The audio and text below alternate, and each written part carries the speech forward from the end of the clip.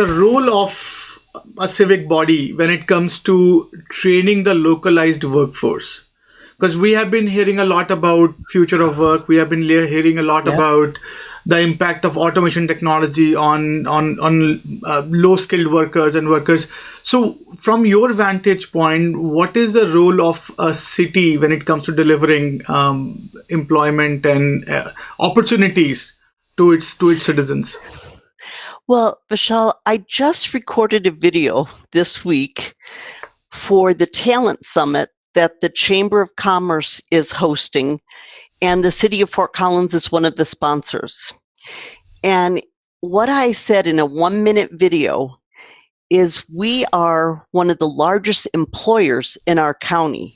So we are participant in attracting and retaining talent to serve the community. The second is we're a regional partner. So we have been actively involved in a project called Talent 2.0, which created a website so employers could put their positions on there so that we could make available to people considering this area, the school systems, the cultural events. And the third was that we are a platform. And what I mean about that third P is, for example, the city has embarked, because the voters approved it, on creating our own broadband. So the fact that we're having a high-speed internet service will allow businesses, Colorado State University, Front Range Community College, to have that as a platform to connect globally at a speed that is pretty amazing. Also, the things that we do for small businesses is part of being that platform. Our utilities, Vishal, matter. So we're very blessed that a number of companies have headquartered here because we have an amazing university, and I think our city does a lot to provide a platform that people can come here and work. Does that answer your question? No, I think so. I think so. And on that note, I'm curious to learn. So one of the very interesting, and when I was talking to you, and when we were talking before the call as well, one of the things that was fascinating to me was the spectrum of talent pool that you manage. Yes. Right, because you're as you rightly said, you are one of the largest employer on the city. So how do you manage? Because if you're working in an enterprise, typically the worst and as like the spectrum of talent pool that you're managing it's not pretty thrown far apart. You're talking about healthcare workers, you're talking about city dwellers, you're talking about like the slew of the talent pool. Walk us through that. What all Sure. it entails to manage that kind of workforce? Yeah, I love that question because I work with close to 2,400 colleagues. So, Vishal, if you look at what a city provides to a community, the portfolio of services starts from bus operators who make sure that transportation is happening, getting people to and from work or to and from other shopping centers. We provide the maintenance of streets. So we have street operators. And if you ever want to know how much innovation there can be in asphalt, come to the city of Fort Collins. We have traffic engineers who monitor the signals and how traffic flows are happening. We have police officers, crime analysts, because we have the police force as part of the city. The firefighters are not part of the city, but I provide benefits and other services to the fire agency. And then on the other end of the spectrum, you look at the utilities we provide, and we're a 5-utility city, which is not always usual. Water, wastewater, stormwater, electricity. So we have light and power. And then the fifth is broadband. So we have workers that are underground, taking care of the utility because they're built underground, all the way to engineers. And then we have finance, the internal services.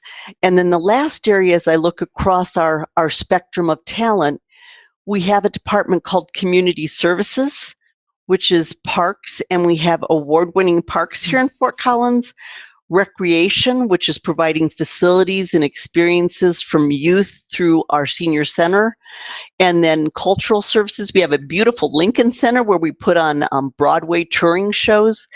And we have a very unique department that's starting to become more the norm now, sustainability services, which brings together economic development, environmental services, and social services. That's a big range of talent. And I had not realized how diverse the people I would be serving were going to be. And it makes for a rich and vibrant life. so that's fascinating. So how do you manage that? Like, how do you say learning and development of these people, or developing of this workforce, or with this diverse pool of workforce? How do you even start that journey? Walk us through that. Sure. So, Vishal, what I'd say is you first have to decide what are the things horizontally that you want everyone that is an employee of the city to know or understand or act on. So we look at what goes across the city, and those are oftentimes unifying activities. So we develop pay ranges across all of those different disciplines. We have an orientation onboarding that goes across all of those. We have a common managing at the city development program that we do. We bring our managers together. There's about 320 of them twice a year for a large meeting. So we find what matters. We're all connected to a common mission, vision, and values. So think horizontally, and then you go vertically. So police officers need a whole lot of training. And we just opened a police training academy, and the police have some people on staff that do that development. Utilities, many of them need continuous training, like how to climb up the pole kind of thing. So there's vertical, orientation to that. So I would say that my team and I look horizontal and look at the commonalities, and then departments and managers look at what they need to do vertically to support the unique skills or specialization of the various pools of talent. That's interesting. And so yesterday I was talking to one of the private equity firm that so they acquire retail stores, and basically they manage a slew of retail stores around the globe, and they were talking about that one of the largest employer of unskilled or low skilled workforce is retail as well. And because of this pandemic impact, the people are slightly more comfortable in buying and selling things online compared to going to a retail brick and mortar store and doing those things. And cities, on that note, majorly manages that kind of infrastructure as well, where there are malls and there are sort of shopping outlets. So what is your take on considering whatever has happened over the last 1.5 years, the impact of this new reality that's emerging, where low-skilled workers have slightly lesser opportunities than they used to, and this ecosystem demands maybe retraining or readjusting the expectations for many of these workforce. What are you seeing from your vantage point? Sure, there's a lot in that. And so let me unpack it a little bit. For us, we continually have people that stay here long enough that they're able to retire. So we have opportunities for people to be promoted from within or hire new talent from the outside. So we have quite a bit of an employment engine, if you will. As far as the community, when we look at what's happened with the pandemic, we actually have industry sectors. And our funding, Vishal, is from sales tax and use fees. And yes, certain sectors like hotels went down in their sales tax, but retail, grocery stores, restaurants actually increased because we got very creative and looked at ways to support our small businesses, the restaurants, for example, through creating outdoor dining. But also we have this wonderful delivery service, and sometimes the city gives incentives for free delivery. So we've seen where restaurant workers were probably one of the biggest hits. And so there's been some efforts by the city to help with them.